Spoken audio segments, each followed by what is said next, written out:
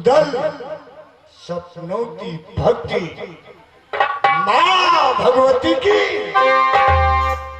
एक रीत मौसम आगे धावे सुनते सपना महल के अंदर मार की आवाज सच हो सकती है, सपना गलत भी हो सकती है। पंडित बुलाने के लिए रूपन को भेजा रात पिंजरी, अभी तक न आया साथी पी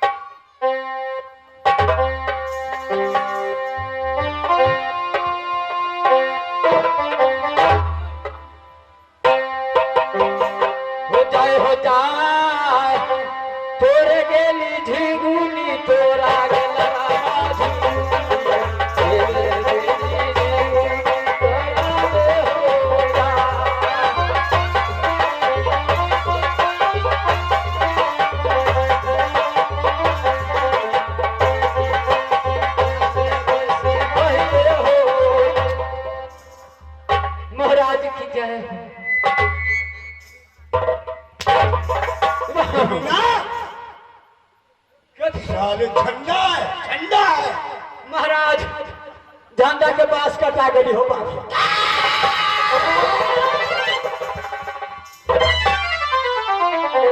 शतरंज की चाल चलते हो जी ना महाराज।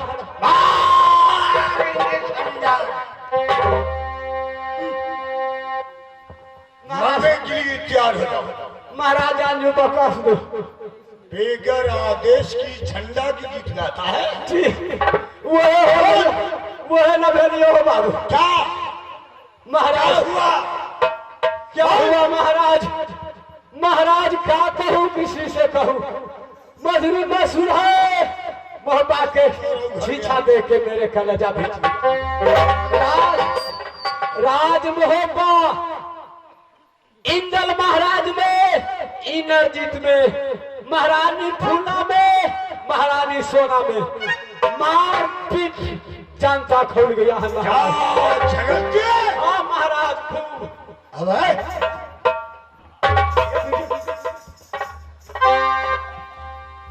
नैना वाली, हाँ जो महारानी मोरंग वाली झगड़ती है। बहुत झंडा के बात से देखा करी छी हो बाबू। सचमुच एकदा मुँह कहै छै ओकरा भातार के मुँह में, तो वो कहै छै ओकरा भातार।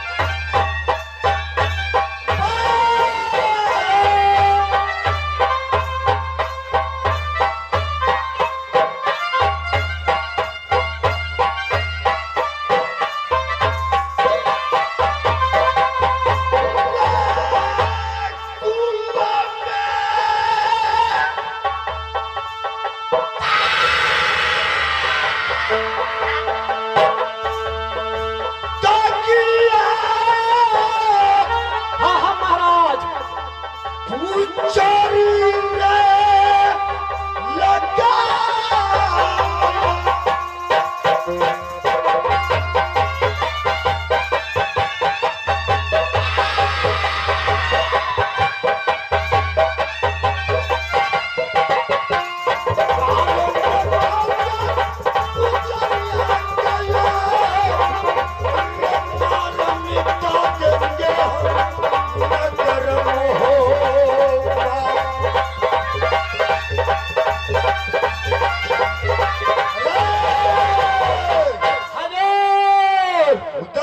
घर में झगड़ा।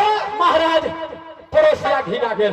हाजर हजूर दोषी किसमें है? महाराज दोषी महाराज ए इंदल में। इंदल? हाँ पहला झगड़ा इंदल किया? हाँ हाँ महाराज। और किसके साथ? इंद्रजीत के साथ महाराज झगड़ा हुआ है। इंद्रजीत? हाँ हाँ। इसका बाद मुरन वाली नैना वाली? नैना वाली महारानी सीधे चलल चूल्ही खपड़ी सब फोड़ देलक। जोड़ी घर में ढूक के चूल्ही खपड़ी सहित फोड़ दिया। छका छोरा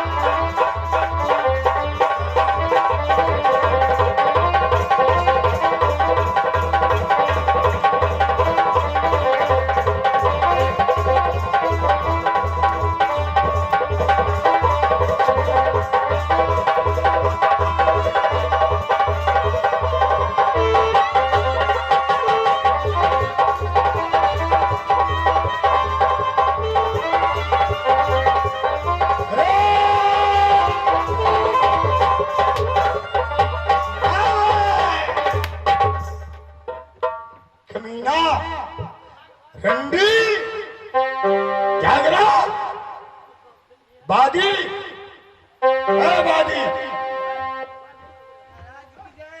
जय हो। ये बताओ महल के अंदर तुम रहती है, झगड़ा का दोषी कौन है? इंद्रजीत। महाराज झगड़ा का दोषी है इंदल महाराज। महारानी सोना जबरदस्ती घर में आके चूल्ही चौका फोड़ दिया। धाक न माना डाकू दल को। भाभी सोना नहीं सुहागा है, उसे आग पर नैन लड़ाया मोहब्बत कोई ना हो जाएगा। नारी लक्ष्मी नहीं भगवती। मोरन वाली इंद्रजीत इंदल को साथ झगड़ा किया। विनाश तो निश्चित।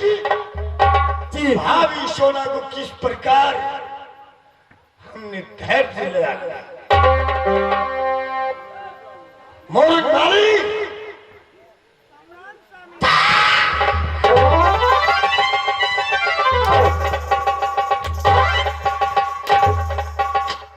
इंद्रजीत साले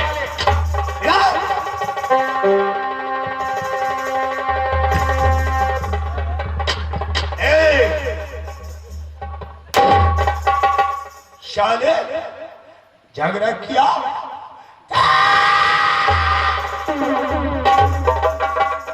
कमीना उदल को प्रतिष्ठा नहीं जाना। प्रतिष्ठा नहीं बुझा। कुल में दाग लगाने वाली नारी भाद्रो भाभी सोना कैसे मानी? जाओ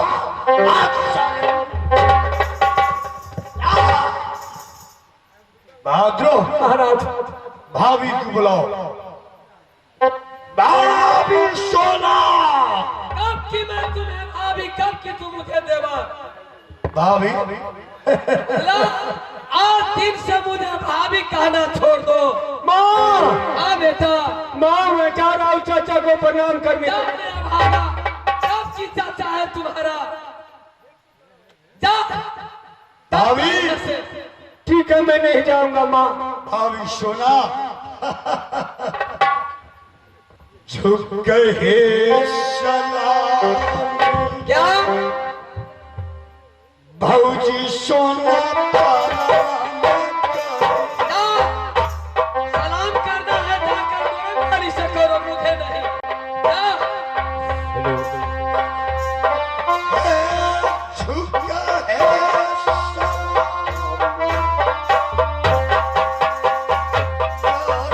जा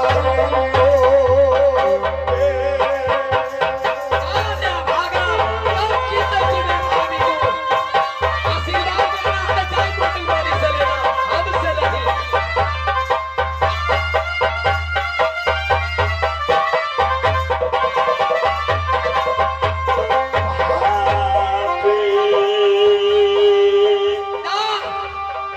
भाभी कहना मुझे छोड़ दो।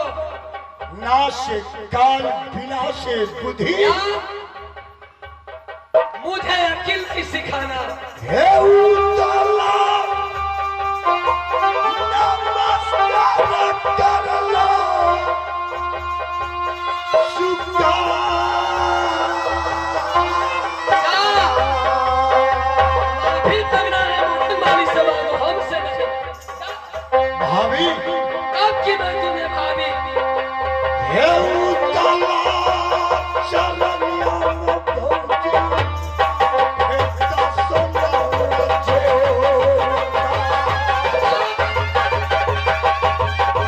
अभी तक ना है तुम्हें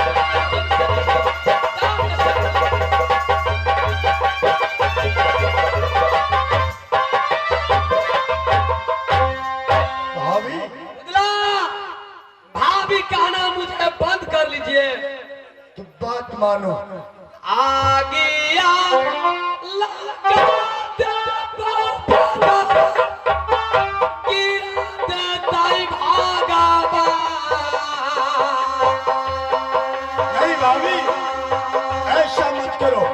कब की मैं भाभी हूँ? फसल घर में आग मत लगा, उधर को प्रतिष्ठा बचा लो भाभी। दादा हो बेसावा सारा वाला या वो आखिया।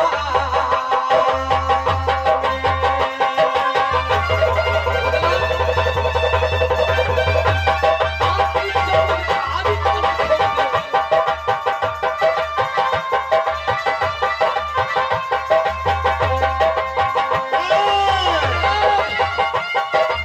भाभी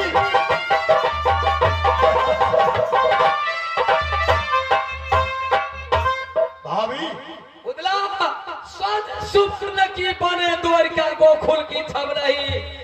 या सारा संपत्ति तुम्हारे है या मुझे पति देव का कुछ भी नहीं है क्या? भाभी हाँ, भाभी का संपत्ति छोड़ दो।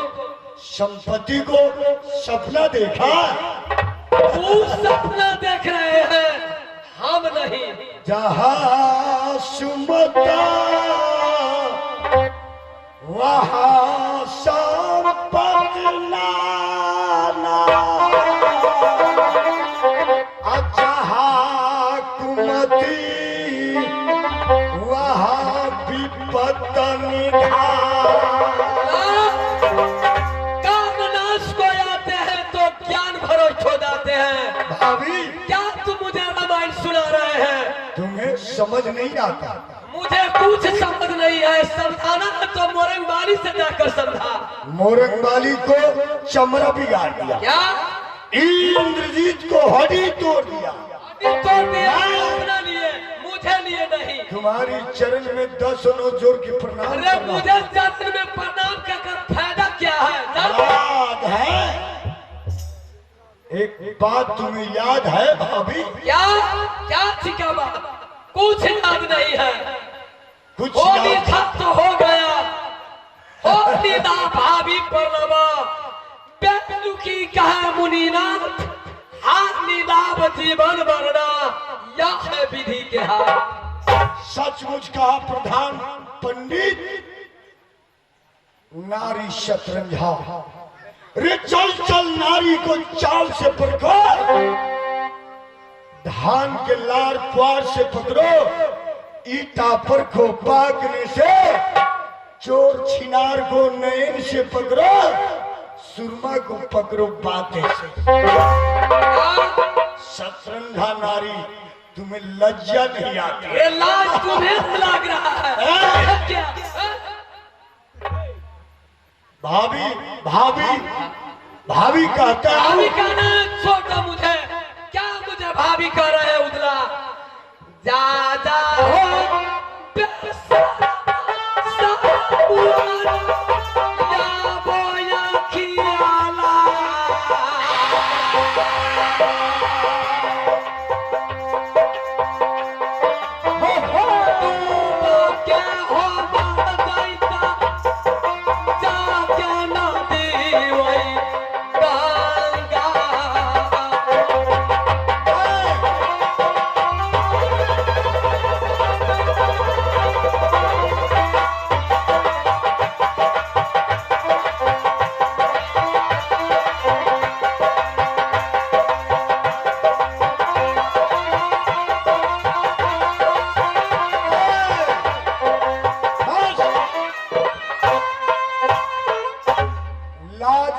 तुम्हारी आंख में? लाज तो तुम्हारी नहीं आने। समझ ले, अभी तक मैं तुम्हें नमस्कार किया हूँ, चरण पकड़ता हूं। अभी तक तुम्हारा प्रणाम को स्वीकार करती हूँ, अभी वापस चला जाइए। गेहूं दलान रही तो राजनैना में बालकुमारी रहा चैत्य उड़हरी तुया।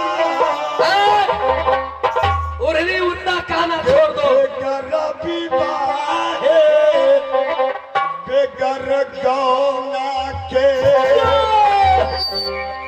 देवरा के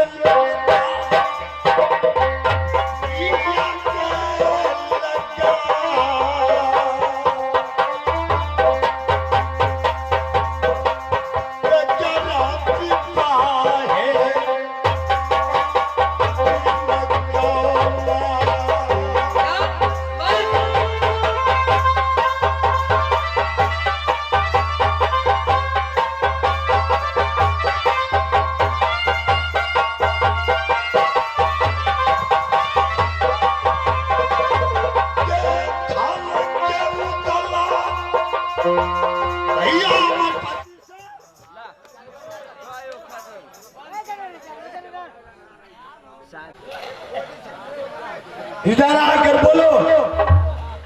बेईमानी शैतानी शतरंजा करती है, सब चेहरा जाएगा, कुल डूब जाएगा, प्रतिष्ठा डूब जाएगा।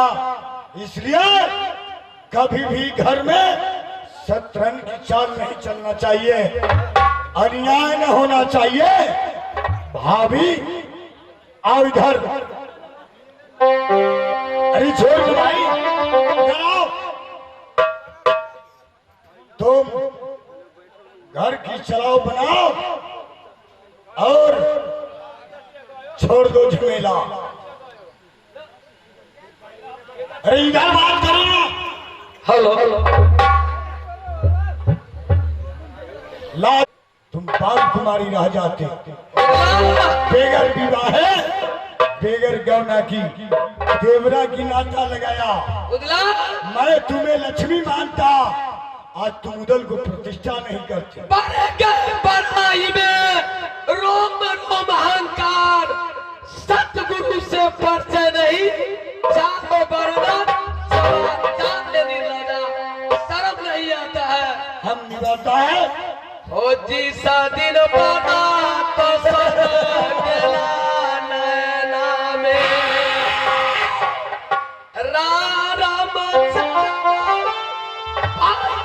सुबह के पास हो पारा न पाला, कोई